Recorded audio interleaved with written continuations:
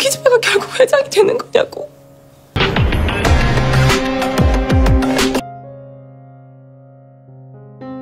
Hal yang dilakukan oleh Guwon sama saja seorang demon sedang mengurusi campur tangan Tuhan yang langsung membuatnya musnah sesuai dengan peraturan demon.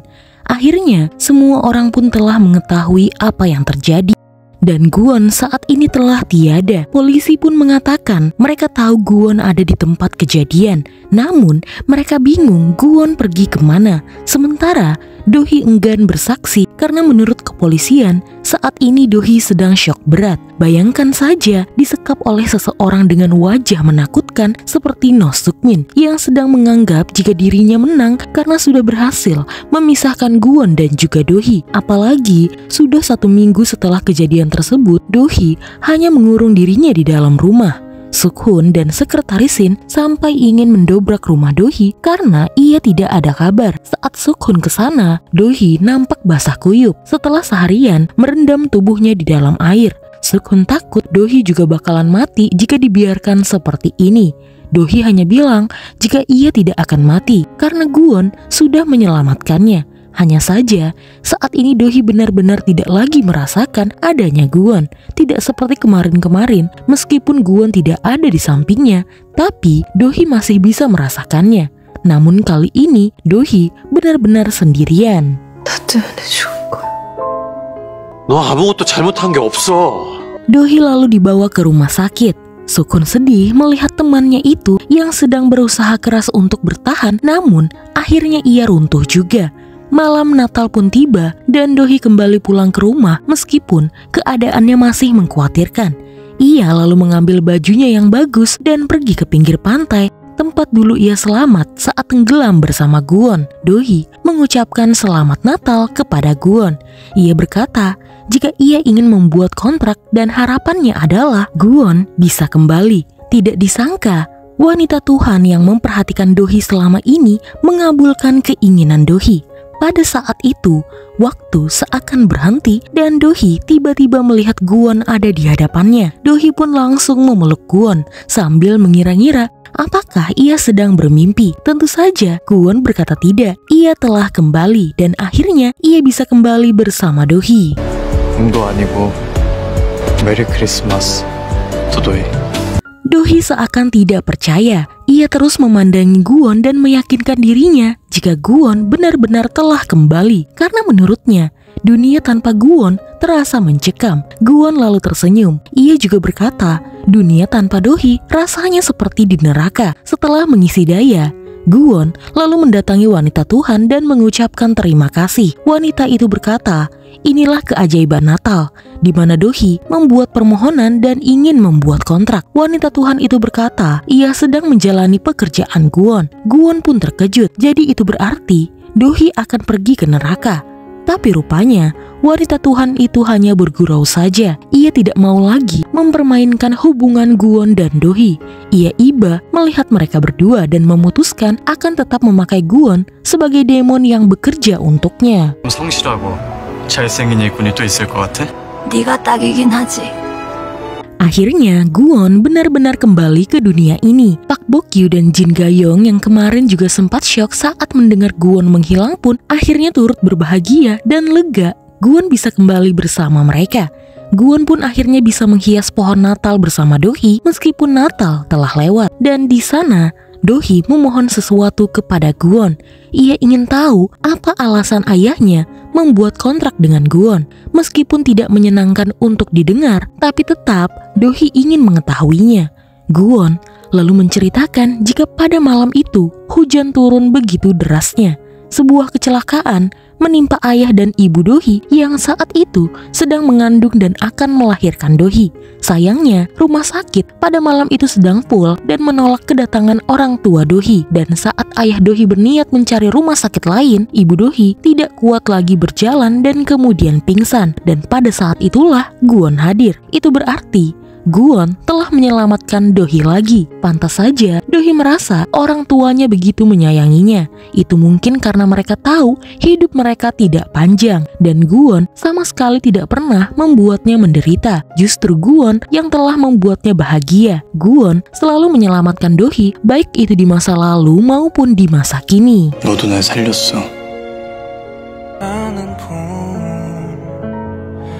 Lalu kemudian Do-hee dan Guwon kembali bekerja. Hal ini mengejutkan semua karyawan Do-hee yang mengira Guwon telah menghilang untuk selama-lamanya.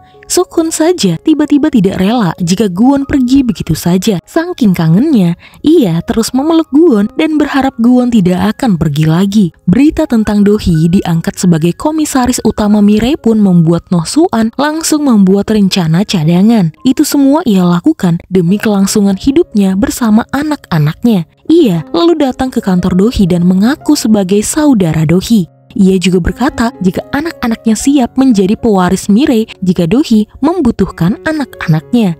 Tapi yang terjadi, Noh Soo-an malah diusir dari kantor Do-hee. Ngomong-ngomong soal keluarga, Do-hee masih ingat dengan Noh Suk-min. Meski menyisakan trauma, tapi Do-hee tetap mengunjungi Noh Suk-min di dalam penjara. Karena ia masih menganggap Noh Suk-min sebagai keluarga. Saat melihat kedatangan Do-hee, Noh Suk-min berkata jika Do-hee memang berhati dingin. Buktinya, Guwon tewas pun Do-hee tetap masih terlihat baik-baik saja. Do-hee lalu berkata, Guwon, suaminya telah kembali dan tentu saja ia akan baik-baik saja. Nyatanya yang Noh Suk-min hancurkan adalah dirinya sendiri, bukan orang lain.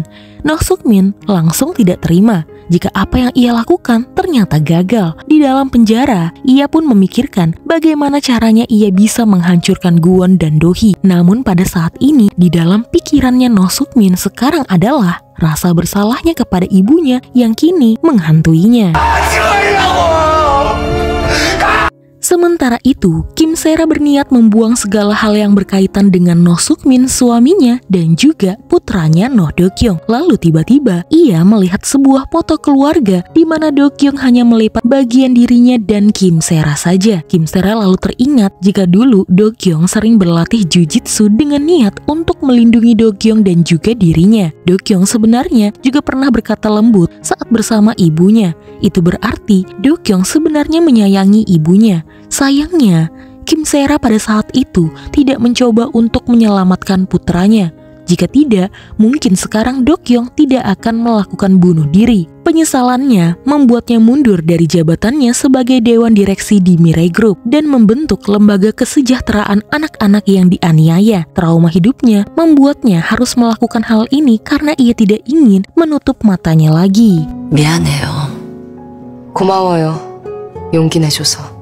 4 bulan kemudian, Guwon seperti biasa melakukan pekerjaannya mengejar orang-orang yang masa kontraknya telah berakhir dan mengambil jiwa mereka untuk dibawa ke neraka. Tapi kali ini, Guwon melakukan sedikit perubahan.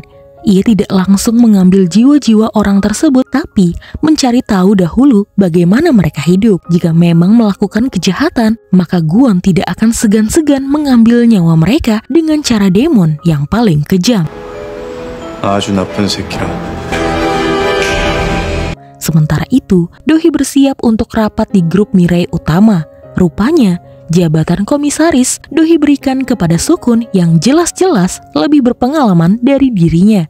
Ia yakin Sukun bisa membuat Mirai semakin berjaya di masa depan. Saat Sukun bertanya apa Do-hee tidak menyesal sudah memberikan jabatan ini kepadanya, Do-hee hanya bilang jika ia tidak mau mendapatkan apa yang bukan dari perjuangannya sendiri. Jabatan komisaris ini adalah hadiah dari Nyonya Ju, tapi dirinya belum merasa pantas mendapatkan jabatan itu, sehingga ia akan mengembangkan perusahaannya terlebih dahulu agar ia pantas duduk di posisi tersebut.